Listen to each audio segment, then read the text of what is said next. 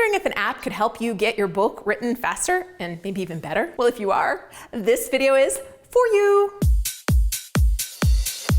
Hey there, I'm Julie the Book Broad, founder of Book Launchers and your host at this fabulous channel, booklaunchers.tv. Writing a nonfiction book isn't just about typing words, it's about organizing research, structuring ideas, and keeping momentum. The right writing app can help, but which one and how do they work? All right, so just a caveat on this video. We are focused on nonfiction authors. So we're looking at apps that help with writing and structuring factual books, not fiction-focused tools that help you with characters and worlds and all of that fun stuff. And I'm also not talking about tools that just act as a vessel for your words, like Google Docs or Word, or even Scrivener to a point. In this day of AI, we want a program that does more than just let you type into it. Also, in that same vein, I'm also not including ChatGPT or Claude in this because they're general tools, not book writing. Got it? All right, so with that in mind, what makes a good writing app for nonfiction? Well, before jumping in, let's quickly define what makes a great writing app for a nonfiction author. In my view, we're looking for something that has easy organization. Nonfiction books require structuring ideas, managing research, and keeping track of chapters. Ideally, distraction-free writing. The best app will let you focus on writing without unnecessary distractions. Probably AI or smart assistants. Some modern apps now help with outlining, improving flow,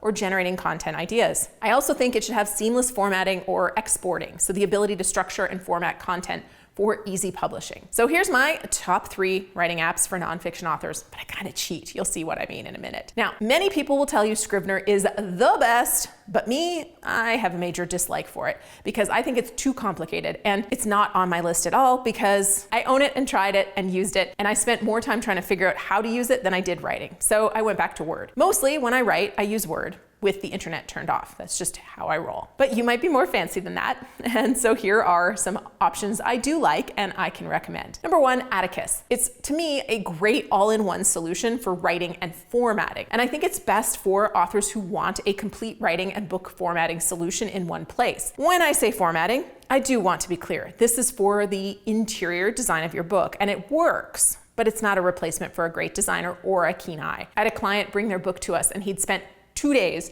trying to get it just right in Atticus and said the images never did go where I wanted them to, and I didn't like some of the spacing issues. So we ended up exporting it and custom designing it in Adobe, and it looks beautiful now. If your book is simple without a lot of images, Atticus will do the trick. If you want your book to have the polish of a traditionally published book that can sit on a bookstore shelf, hire a designer and skip Atticus. I wrote my book, Self-Promote and Succeed, in it, and I did a full video a few years ago now. The tool has improved since that video, and we have had clients use it. Nobody loves the experience of writing in it, but a few have said they really did think it was a strong option and they're happy they used it. Have you used Atticus? Let me know below. I'm curious what you think and what your current opinion is of it. Now, if you do like Scrivener and the ability to move your book chapters around, which was my favorite feature of Scrivener, even though I didn't like Scrivener, I really did like that. That is a feature of Atticus and was my favorite feature of Atticus. It also has great motivation with the word count and goal counter, or it has a distraction-free writing mode as well. And you can go full screen, which helps keep you focused while also having easy navigation to organize chapters. It also has a cross-platform and cloud-based tool.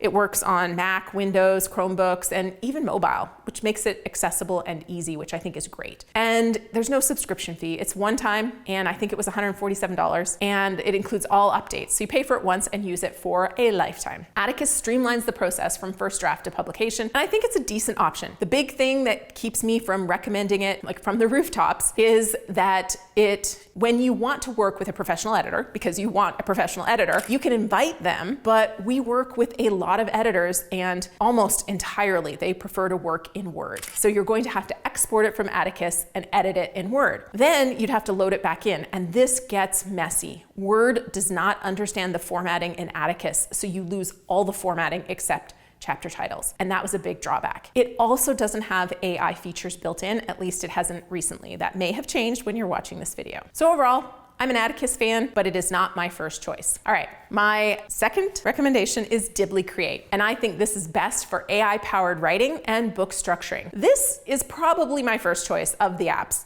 because it's a robust tool that helps battle writer's block and even helps you build your outline. Dibbly Create at the pro level helps you generate book outlines, organize chapters, structure your manuscript faster, and you have tokens that roll over so you can use, if you don't use them all 1 month, they just build up and up and up. And you use those tokens for generating outlines and ideas, and it has sections and tools to help keep track of your ideas and organize them into logical book sections. Kip is their built-in AI tool, and it's your writer's block battling buddy, and it offers suggestions for improving clarity, flow, and engagement as you write. They have built-in collaborative features, so it works for co-authors and beta readers to collaborate within the platform. I really do love Dibbly Create. I did have an author tell me they had it glitched on them and they lost some work, but I believe they reached out to Dibbly and actually got the work recovered through the support team. Personally, when I tackle my next book, I'll be using Dibbly Create, and I'll let you know how that goes. It was going to be this year, however, we have some exciting news with a software project launching very soon, so I'm focusing on that and a second edition of Self-Publish and Succeed, so not the new book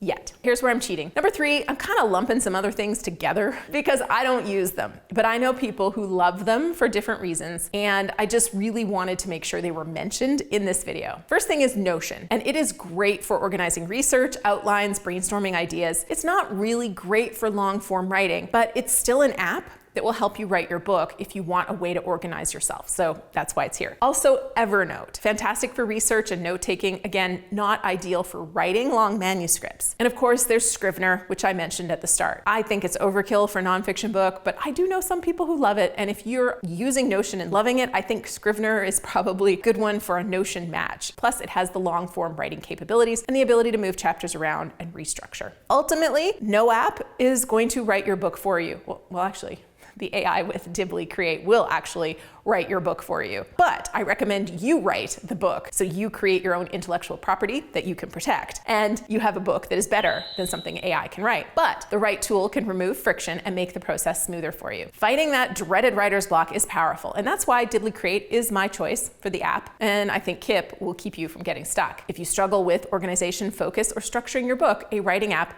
can speed things up and reduce frustration. But ultimately, if you're comfortable writing in Google Docs or Word and you have a solid system in place, don't overcomplicate things. My answer to all authors who are looking for tools to write is always the same. The best tool is the one you're most comfortable writing in, so you can just focus and get your words on the page to send it to an editor to polish you into brilliance. If you're getting too caught up in choosing a tool instead of just writing, you're wasting time. So please stay focused on the most important task at hand, which is getting words out of your head onto the page. If you do want to check out Dibbly, we do have an affiliate relationship with them, and you can send us a few bucks and let them know we sent you by going to booklaunchers.com/Dibbly. I'll put the link below. What tool is your favorite, and what did I miss? Because there's so many tools out these days.